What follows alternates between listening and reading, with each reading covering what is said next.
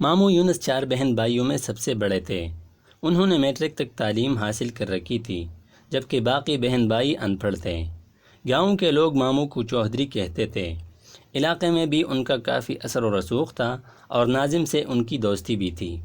نانا کی 40 ایکڑ اراضی تھی، جو نانا کی وفات کے بعد انہوں نے پٹواری اور تحصیلدار سے ساز باز کر کے اپنے نام کروائی۔ جب دوسرے بہن بھائیوں کو پتہ چلا تو وہ اپنے حصے کی زمین مانگنے لگے۔ ماموں نے زمین دینے سے انکار کر دیا اور کہا کہ والد صاحب نے مرنے سے پہلے ہی زمین میرے نام کرا دی تھی۔ چاچو گاؤں کے چند بڑوں کو لے کر اس کے پاس گئے۔ انہوں نے ماموں کو بہت سمجھایا کہ یہ آپ کے سگے بہن بھائی ہیں، آپ کے والد کی زمین میں آپ سب کا برابر کا حصہ بنتا ہے، اپنے بہن بھائیوں کو ان کے حصے کی زمین دے دو، یہ بھی خوش ہو جائیں گے اور اللہ تعالیٰ بھی راضی ہو جائے گا۔ مگر کوششوں کے باوجود ماموں اپنی ضد پر قائم رہے۔ یہاں سے مایوس ہو کر چاچو نے عدالت کا دروازہ کھٹکھٹایا۔ اپنے اثر و رسوخ کی بنا پر وہ عدالتی جنگ بھی جیت گئے۔ اب وہ 40 ایکڑ زرعی زمین کے تنہا مالک تھے۔ ماموں کا ایک ہی بیٹا تھا جو شہر میں تعلیم حاصل کر رہا تھا۔ ایک منشی رکھا تھا جو آنے والی آمدنی کا حساب کتاب رکھتا تھا۔ زمینوں سے اچھی خاصی آمدنی ہو رہی تھی۔ 40 ایکڑ زمین میں 2 ایکڑ زمین غیر آباد تھی اور وہاں ایک پرانی قبر تھی۔ لوگوں کا خیال تھا کہ اس قبر میں اللہ کا نیک بندہ دفن ہے یا کوئی غیر مرئی مخلوق رہتی ہے، جس وجہ سے چودھری یونس کی فصل دوسرے لوگوں سے زیادہ اوسط دیتی ہے۔ زندگی صبر اور شکر کی آزمائش ہے۔ جو اس آزمائش میں کامیاب رہتے ہیں، زندگی بس ان کی ہے۔ جو صبر اور شکر کی اہمیت کو نظر انداز کرتے ہیں، وہ اس جہاں میں بھی اور آخرت میں بھی ناکام رہتے ہیں۔ لالچ عقل کو اپنا غلام بنا دیتی ہے، اور ماموں کو بھی زیادہ سے زیادہ کی لالچ رہتی تھی۔ اس نے کئی بار سوچا کہ اس غیر آباد زمین کو بھی آباد کیا جائے تاکہ اسے کاشت کے قابل بنایا جا سکے، اس طرح آمدنی میں بھی اضافہ ہوگا۔ ایک دن اس نے اپنے منشی لیاقت کو اپنے ارادے سے آگاہ کیا تو منشی نے کہا کہ ٹھیک ہے چودھری صاحب، ہم صبح کام شروع کر دیں گے، 8-10 دن میں یہ زمین ہموار ہو جائے گی۔ دوسرے دن جب قبر والی زمین کو ہموار کرنے کا کام شروع ہونے لگا تو گاؤں کے بزرگ ماموں کے پاس آئے اور انہوں نے کہا کہ اس زمین کو ہموار نہ کریں، یہاں کوئی اللہ کا نیک بندہ دفن ہے یا کوئی غیر مرئی مخلوق رہتی ہے، ان کو تنگ نہ کرو، اللہ نے آپ کو بہت کچھ دیا ہے، آپ نے اگر ان کو بے گھر کر دیا تو یہ آپ کے لیے نقصان دہ ہوگا۔ انہوں نے بڑوں کا کہنا مان کر کام روک دیا۔ رات کو ایک نادیدہ قوت ماموں کے پاس آئی، جسے دیکھ کر وہ ڈر گئے۔ ماموں نے اس سے پوچھا کہ آپ کون ہیں اور کیا چاہتے ہیں؟ انہوں نے کہا، میں کوئی بھی ہوں، آپ کو اس سے کیا غرض؟ آپ کو یہ بتانے آیا ہوں کہ آپ کی غیر آباد اور بنجر زمین ہمارا مسکن ہے۔ آپ نے جو اسے ہموار کرنے کا منصوبہ بنایا ہے، اسے اپنے ذہن سے نکال دیں۔ اگر آپ نے ایسا نہ کیا تو آپ کا بہت نقصان ہوگا، آپ کی زمینوں کی آمدنی بھی ختم ہو سکتی ہے۔ یہ کہہ کر وہ کمرے سے نکلا اور فضا میں تحلیل ہو کر ماموں کی نگاہوں سے اوجھل ہو گیا۔ صبح ماموں نے منشی کو اپنے پاس بلوایا، رات والا واقعہ سنایا اور قبر والی زمین کو ہموار کرنے سے منع کر دیا۔ وقت گزرتا رہا۔ ایک دن ماموں کو فالج کا اٹیک ہوا۔ وہ بستر کے ہو کر رہ گئے۔ زمینوں کی دیکھ بھال اب ان کے بس کا کام نہیں تھا، لہٰذا ان کا بیٹا حارث تعلیم چھوڑ کر واپس گاؤں آ گیا۔ اب وہ زمینوں کی نگرانی کرتا۔ اپنے باپ کی طرح حارث نے بھی غیر آباد زمین کو ہموار کر کے اسے قابل کاشت بنانے کا ارادہ کر لیا۔ اس سلسلے میں جب اس نے منشی سے بات کی تو اس نے کہا کہ پہلے بڑے چودھری صاحب سے بات کر لیں، انہوں نے یہ زمین آباد کرنے سے منع کیا ہے۔ حارث نے اپنے والد صاحب سے بات کی تو ماموں نے بتایا کہ یہاں غیر مرئی مخلوق رہتی ہے اور اپنے ساتھ پیش آنے والا واقعہ بھی بیان کیا۔ یہ جن بوت والی باتیں سب جھوٹی ہوتی ہیں، ان کا حقیقت سے کوئی تعلق نہیں ہوتا۔ ہم نے اپنی زمین آباد کرنی ہے، کسی کی زمین پر قبضہ تو نہیں کر رہے جو ہمارا نقصان ہوگا۔ اگر یہاں نادیدہ قوتیں یا جن بوت وغیرہ رہتے ہیں تو وہ کہیں دوسری جگہ جا کر آباد ہو جائیں گے۔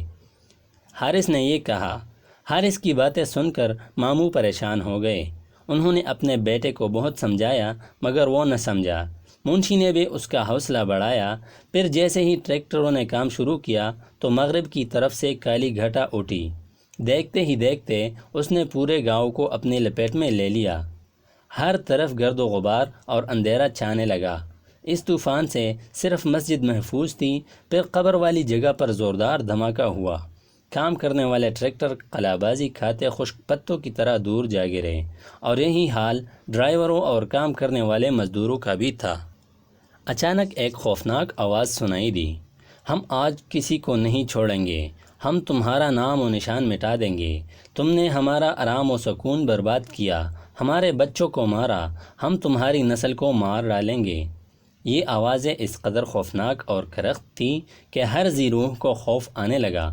ہر طرف آہ و بکار اور قیامت صغریٰ برپا تھی۔ ایک نادیدہ قوت حارث کو اٹھا کر چھت تک لے گئی اور پھر ایک دم ہی چھوڑ دیا۔ وہ دھڑام سے فرش پر کمر کے بل گرا اور اس کو کافی چوٹی آئیں۔ بھلا ہو اس مؤذن کا جس نے اللہ اکبر کہہ کر ظہر کی اذان شروع کی۔ اذان کے کلمات سنتے ہی ہر طرف سکون ہو گیا۔ گاؤں کے لوگ مسجد کی طرف دوڑے۔ مسجد کا صحن زیادہ وسیع نہیں تھا کہ گاؤں کے سارے لوگ اس میں سما جاتے۔ لوگ امام مسجد سے دعا کی اپیل کرنے لگے۔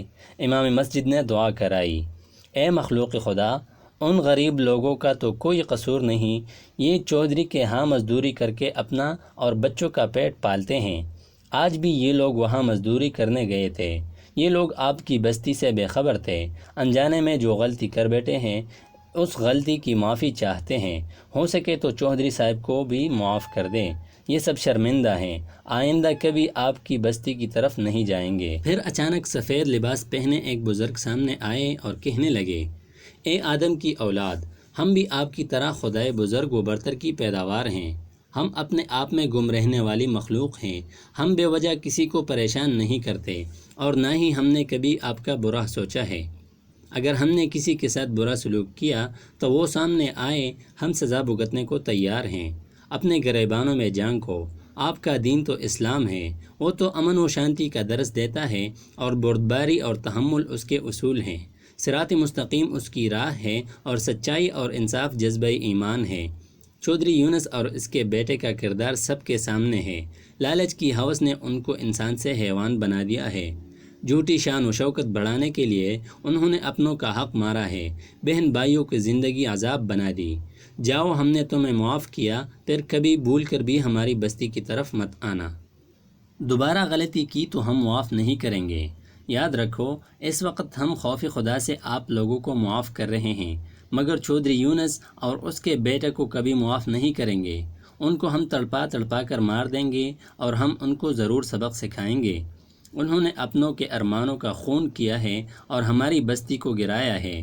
یہ معافی کے حقدار نہیں۔ ان کو معافی صرف اسی صورت میں مل سکتی ہے اگر یہ اپنے بہن بھائیوں کو ان کے حصے کی زمین واپس کر دے اور دوبارہ کبھی ہماری بستی کا رخ نہ کریں۔ سب لوگ گردنیں جھکائے ان بزرگ کی باتیں سن رہے تھے اور ان کی دہشت سے ہر کوئی کانپ رہا تھا۔ بزرگ نے مزید کہا، اب میں جا رہا ہوں، اگر چودھری صاحب نے ہماری بات نہ مانی تو ہم اس کو عبرت کا نشان بنا دیں گے۔ وہ بزرگ چند قدم پیچھے ہٹے اور پھر غائب ہو گئے۔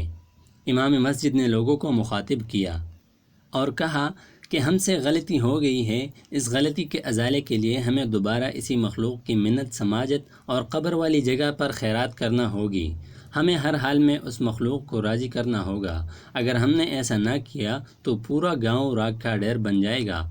اسی وقت گاؤں کے ہر بندے نے اپنی حیثیت کے مطابق امام مسجد کو پیسے جمع کرائے اور شام کو قبر والی جگہ پر خیرات کی گئی۔ ماموں یونس نے اپنے بہن بھائیوں کو وہاں بلوا کر ان کے حصے کی زمین دے دی۔